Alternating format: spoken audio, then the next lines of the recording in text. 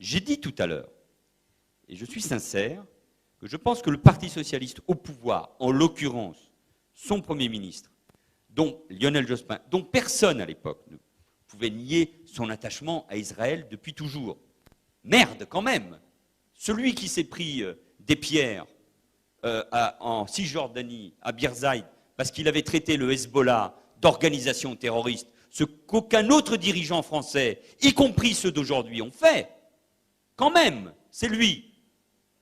Mais j'ai toujours dit que et Jospin et Vaillant n'avaient pas pris suffisamment conscience de la réalité qu'était en train de subir la communauté juive dans toutes ces périodes. Moi, j'étais maire déjà, et je me rappelle avoir, un samedi matin, accompagné les membres de la communauté juive qui se rendaient à la synagogue d'Évry pendant tout le parcours, parce que dans 2 quartiers, ils recevaient des pierres de la part de gamins.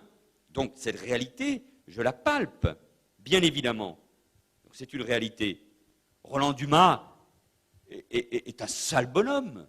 Regardez ce qu'il fait, pas uniquement par rapport, ou ce qu'il dit par rapport à Israël. Donc, déplacement en Côte d'Ivoire avec Vergès, c'était évidemment insupportable. Il a été le ministre de François Mitterrand. Qui peut nier ici, je ne suis pas un mitterrandiste, mais que François Mitterrand a eu, vis-à-vis d'Israël, les gestes nécessaires. Il a succédé à un président de la République de droite qui regardait Israël depuis la Jordanie avec des jumelles. Donc la gauche, de ce point de vue-là, cher monsieur, n'a pas non plus de leçons à recevoir. Enfin, info. Oui, et ça a été déshonorant.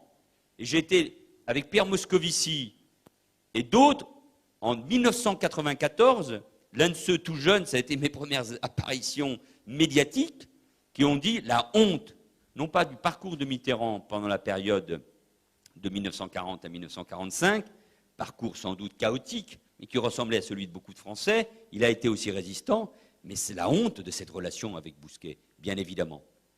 Bien évidemment. Bien évidemment. Et quand vous en parlez avec Badinter et Jacques Attali, ils ont du mal à vous répondre à cela. Alors qu'ils se sont retrouvés, succédant ou précédant un rendez-vous de Mitterrand avec Bousquet. Donc, pas de problème là-dessus, cher monsieur, si vous voulez qu'on aille jusqu'au bout du débat. Troisièmement, je me méfie aussi de tout ce qui circule sur Internet et sur Marty Daubry sur ces questions-là. Mais, franchement, le même Nicolas Sarkozy, que beaucoup d'entre vous ont plébiscité en 2007, considérant que c'était le seul ami d'Israël et le protecteur de la communauté juive dans notre pays, c'est le même qui a passé un accord pour créer les conditions de l'islam de France avec l'UOIF. Le même qui débattait, à juste raison, avec Tariq Ramadan pour le pousser dans ses retranchements, et il a eu raison. À gauche, il y en a eu un seul qui a débattu avec Tariq Ramadan. C'est moi. Il est venu à Évry, remplir toute la mosquée d'Évry, pour tenir des propos me concernant. Ça ne m'a pas empêché de faire 70% au premier tour des municipales. Comme quoi, il faut être relativement tranquille par rapport à ces questions-là. Ce même Tariq Ramadan, qui est celui qui influence idéologiquement l'UOIF, la même organisation avec qui Nicolas Sarkozy a passé un accord pour construire l'islam de France. Ça veut dire que tout ça est un peu ambigu. En tout cas, moi, ce que je peux vous dire, parce que je ne parle que pour moi, c'est que la lutte contre l'antisémitisme, je vous dis ça pour des raisons politiques, historiques, ma famille est profondément liée à Vladimir Yankelevitch, qui a écrit le plus beau livre qu'on puisse écrire sur l'imprescriptible et sur la Shoah.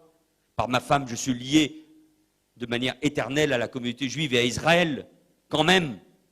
Donc je ne viens pas ici pour recevoir des leçons de brevet de lutte contre l'antisémitisme. Qu'il y ait des ambiguïtés dans la société française, c'est pas ce que je voulais vous dire, mais comme j'ai la parole, je la garde et je manifeste un peu d'habileté. Mais en tout cas, qu'il y ait plus que de l'ambiguïté dans la société française, dans de nombreux cercles, à gauche comme à droite, mais évidemment, c'est pour ça qu'il faut être impitoyable, clair sur ces questions, bien évidemment.